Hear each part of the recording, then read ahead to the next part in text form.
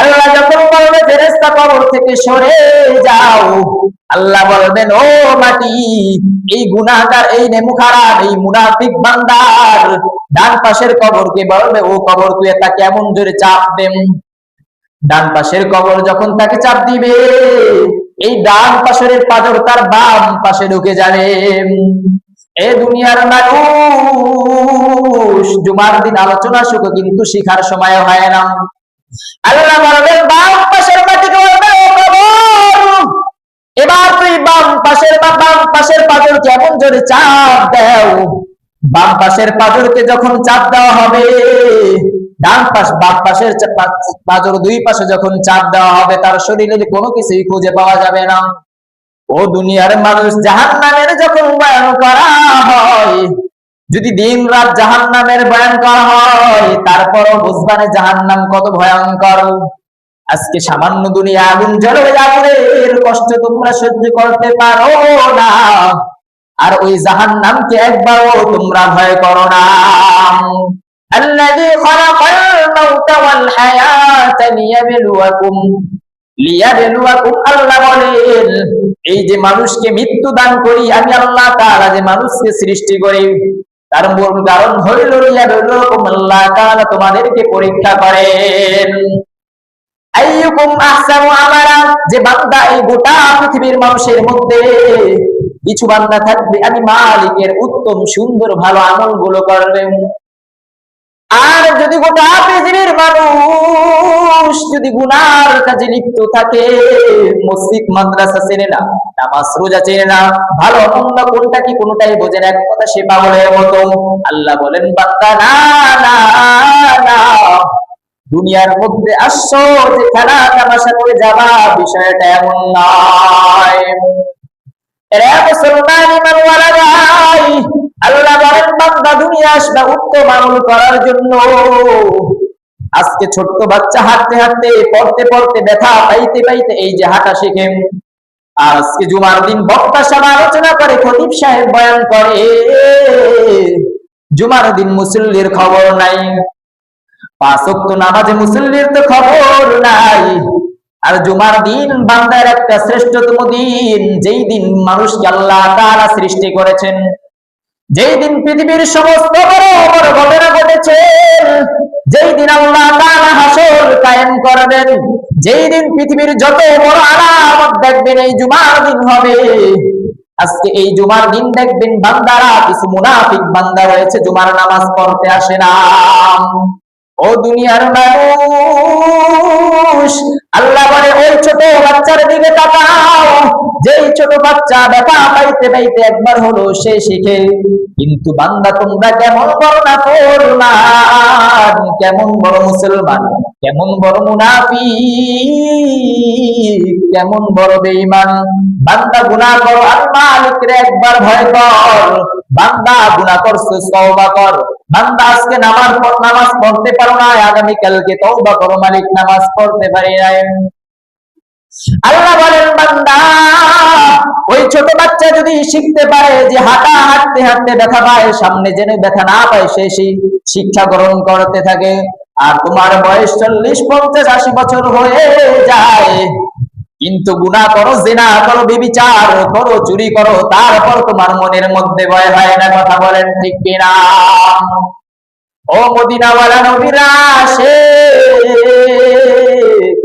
একবার কি ভেবেছো তোমার আমার যখন মরণটা হবে, যখন মসজিদের মাইকে ইমাম সাহেব মুয়াজ্জিন সাহেব ঘোষণা দিবেন, ওই কবরের মধ্যে যখন তোমাকে আমাকে রাখা হবে, মিনহা খালাকনাকুম ওয়া ফিহা নুঈদুকুম ওয়া মিনহা নুখরিজুকুম তারাতান উখরা, আল্লাহ তাআলা বলেন এই মাটি থেকে বনি আদমকে সৃষ্টি করা হয়েছে, আবার এই মাটির মধ্যে বনি আদমকে যাইতে হবে।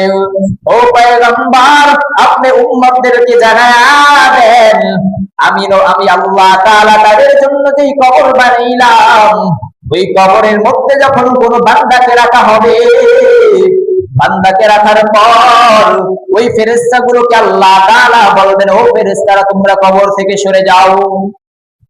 ফেরেশতাদেরকে আল্লাহ তাআলা যখন বলবে ফেরেশতা তোমরা প্রশ্ন করো, যখন বলবে মান রাব্বুকা ওয়া মান দীনুকা ওয়া মান নাবিয়ুকা, ওই বান্দা যদি মান রব্বুকা রব্বুকার উত্তর দিতে না পারে, মান দীনুকা দিনের উত্তর না দিতে পারে, ওয়া মান নাবিয়ুকা তোমার নবীকে নবীজির উত্তর যদি বান্দা না দিতে পারে, আমার রব ডাক দিয়া বলবেন, ও ফেরেশতা, তোমরা ফেরেশতা কবর থেকে সরে যাও।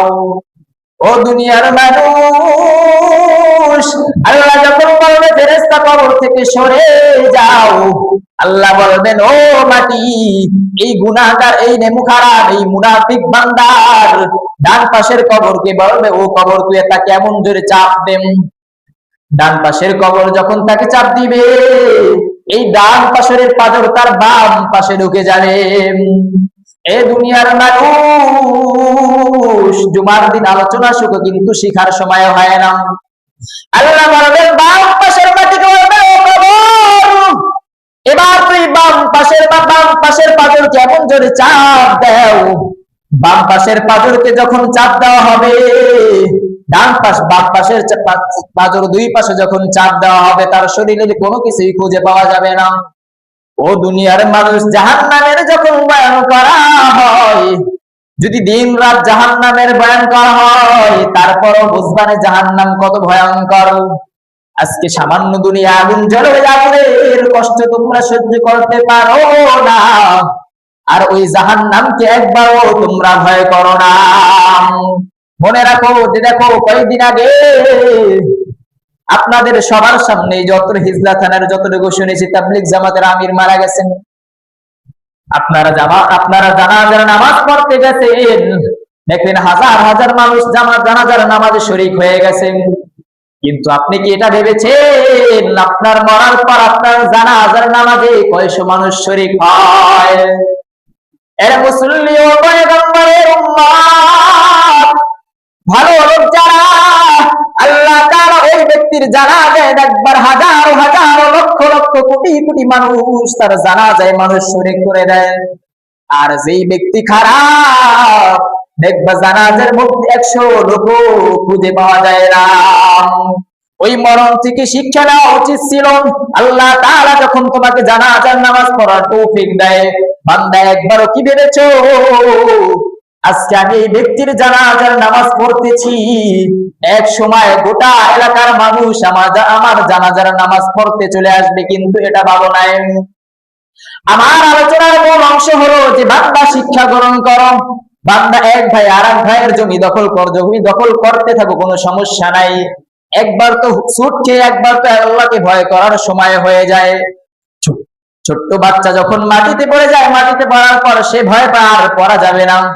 ওই ছোট্ট বাচ্চা যদি এই জ্ঞানটা রাখতে পারে, তোমার মতো মুরব্বী 40 বছর 50 বছর 80 বছরের মুরব্বী কেন এই শিক্ষা গ্রহণ করবা না? তোমার মতো 80 বছরের যুবক, তোমার মতো 80 বছরের মা, বৃদ্ধ বাবা যে আমার এত বুড়া হয়ে গেল, তারপরে ওই মালিকের প্রতি ভয় আসে না। তারপরও কেমনে এক ভাইয়ের জমিটা কেমনে দখল করো, তারপর এক ভাই আর এক ভাইকে কেমনে প্রহার করো, এক ভাই আর এক ভাইয়ের টাকা চুরি করো, এক ভাই আর এক ভাইয়ের হক মেরে খাও। তোমার বয়স 50 বছর হয়ে যায়, তোমার মা তারপরও জীবিত, তোমার জন্য নিয়ামত, কিন্তু ওই নিয়ামতকে কাজে লাগাও না। আর দেখো কত ছোট্ট ছোট্ট 4 বছর 3 মাস 2 মাস ছোট্ট বাচ্চার মা মারা যায়।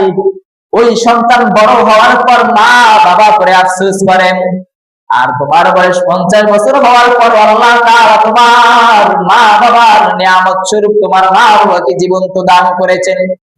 কিন্তু বান্দা ভাবো না, ওই কবরের কথা যদি একবার চিন্তা করতাম যে মোর এত গুনাহ করস কেন, ও মোর একবার যদি চিন্তা করো যাচ্ছি আলেমদের বয়ান শোনো, একবার যদি ভাবো যে কত হাজার হাজার লক্ষ লক্ষ কোটি কোটি জুমার নামাজ পড়তেছি, কিন্তু কোনো ফায়দা নেই।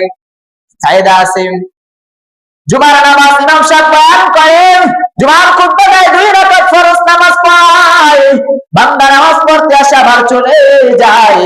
আর যদি জুমার দিন তবারক দেয়, আরো ভালো কথা, যে আজকে জুমার দিন পড়তে আসছে, একটা তবারক পাইছে, যার জুমার নামাজটা বেথা যায় না, বলে কি বলে না। আর যদি জুমার দিন তবারক না দেয়, তখন বলে জুমার নামাজ না পড়ে যদি ঘরে বসে থাকতাম তাও ভালো হতো। ও দুনিয়ার মানুষ, ও পর্দার অন্তরালের মা, কিচ্ছা কাহিনী বলার সময় নাই, বাস্তব ইতিহাসের দিকে তাকান। আজকে আপনার আমার মরণের ভয় নাই, সব কিছু বাদ দিলাম, যদি একবার গভীরভাবে চিন্তা করেন এই ব্যক্তি কি কষ্ট দিয়ে আমার লাভ কি, ওই ব্যক্তিকে নিয়ে চিন্তা করার আমার দরকারটা কি? ওই ব্যক্তি নামাজ পড়ে না, তার চিন্তা করে আমার কি লাভ? যদি নিজে চিন্তা করতাম নিজের জীবন ধন্য হয়ে যেত।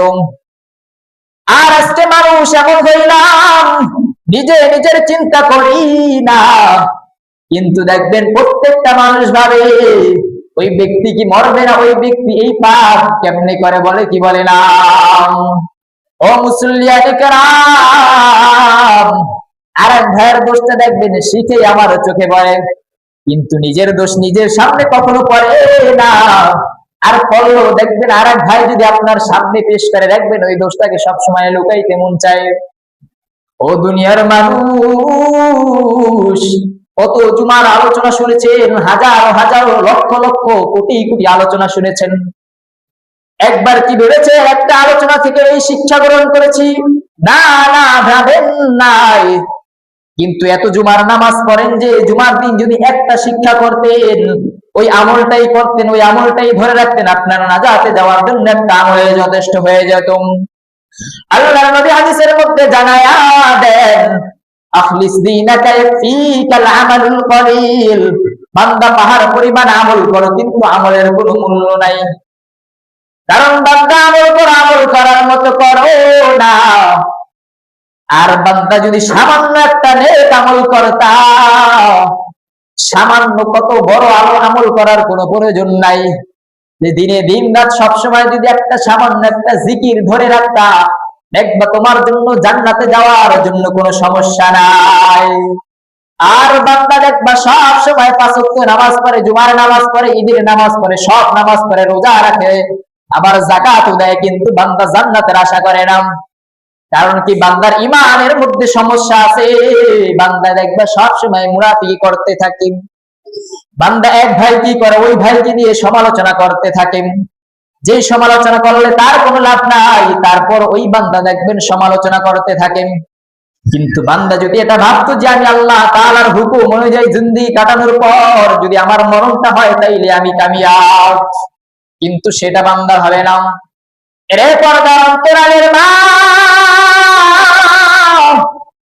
ও পয়গম্বরের উম্মত, একটা আলোচনা যদি নিজের জিন্দেগির মধ্যে কাজে লাগাইতা, দেখবা জীবনটা পরিবর্তন হয়ে যায়। হাজার হাজার আলেমের বয়ান শোনার কোনো প্রয়োজন নাই, একটা ছোট্ট আলেমেরও বয়ানও দেখবা তোমার দিলকে পরিবর্তন করে দিতে পারে।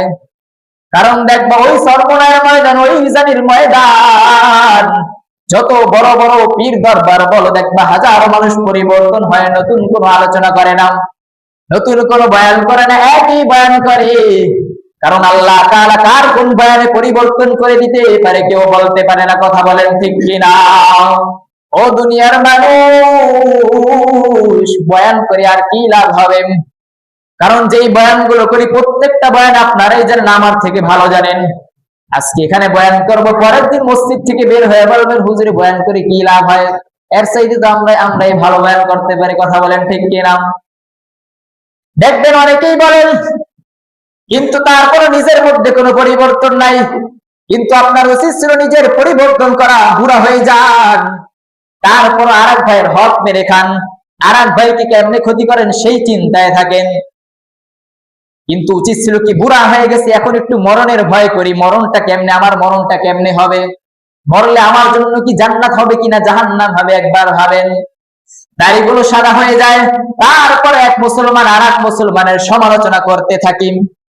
জীবনে তো কোনোদিন ভালো কাজ করতে পারেন নাই, যদিও ভুল ক্রমে কোনো ভুল অনিচ্ছাকৃত হয়ে যায়, ওই ভালো কাজটা সেটা ওই সমালোচনার কারণে নষ্ট হয়ে যায়।